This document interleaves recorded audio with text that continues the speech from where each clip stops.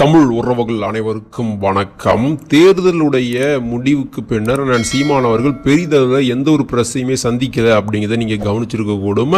So இப்படிப்பட்ட ஒரு நீண்டதொரு இடைவேளைக்கு பின்னர் நான் சீமான் அவர்கள் மீண்டும் திரையை சந்திக்கிறார் அப்படிங்கிறத பார்க்க முடியுது. அதுவும் குறிப்பாக மெயின் ஸ்ட்ரீம் மீடியாவில் ஒரு நிகழ்ச்சியில் பங்கு பெற போகிறார் அப்படிங்கிற செய்தி வெளியாகி இருக்குதுங்க.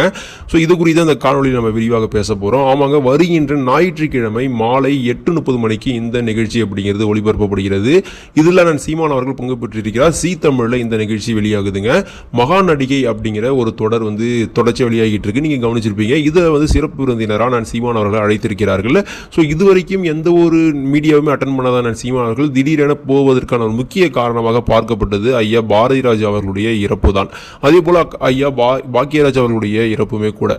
ஸோ இந்த இறப்பு சம்பவம் அப்படிங்கிறது நான் சீமான் அவர்களை பெரிதளவில் ஒரு துக்கத்திற்கு உள்ளாக்கியது அப்படிங்கிறத நம்ம கவனிச்சோம். அவர் அன்றைய தினத்தில் இருந்த நிலைமையை நம்ம காணொலி வாயிலாகவும் கவனிக்க முடிந்தது. ஸோ அப்படிப்பட்ட ஒரு நெருங்கிய நபரை இழந்திருக்கிறார் அப்படிங்கிறது கவனிக்கிறோம். ஸோ இப்படிப்பட்ட இந்த சூழலை அவரை அழைத்து ஐயா பாரதிராஜ் அவர்களுக்கான அந்த அஞ்சலியை செலுத்தினால்தான் சரியாக இருக்கும் அப்படின்னு சொல்லிட்டு மகா நடிகை அப்படிங்கிற அந்த தொடரில் ஐயா பாரதிராஜ் அவர்களுடைய நினைவுக்காக அழைத்திருக்கிறார்கள். ஆனால் சீமான் அவர்களும் பங்கு பெற்றிருக்கிறார் அப்படிங்கிறத பார்க்க முடிந்தது. இன்னுமே சில திரைத்துறை பிரபலங்களுமே பங்கு பெற்றிருக்கிறார்கள்.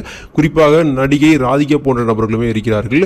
ஆனால் சீமான் அவர்கள் சில விடயங்கள் குறித்து அங்கே மேடையிலுமே பேசுறாரு. அதே போல அங்கே முன்கூட்டியே மலர் வழக்கம் செய்யப்படுகிறது. ஸோ இன்னுமே பல தொடர்கள் அமைக்கப்பட்டிருக்குது. ஐயா பாரதிராஜ் அவர்களுடைய இயக்கத்தில் படங்கள் குறித்த நடிப்புகள் காட்சி அமைக்கப்பட்டிருக்குது. ஆனால் சீமான் அவர்கள் பேசும்போது அங்கே இருந்த ஒட்டுமொத்த திரை பிரபலமுமே கண்ணீரில் மூழ்கியிருக்கிறார்கள் அப்படிங்கிறது கவனிக்கிறோம். ஒரு நொடி இல்லை ஆனால் சீமான் அவர்களுமே கண்கலங்கி இருக்கிறார் அப்படிங்கிற சில காட்சிகள் வெளியாகுச்சு.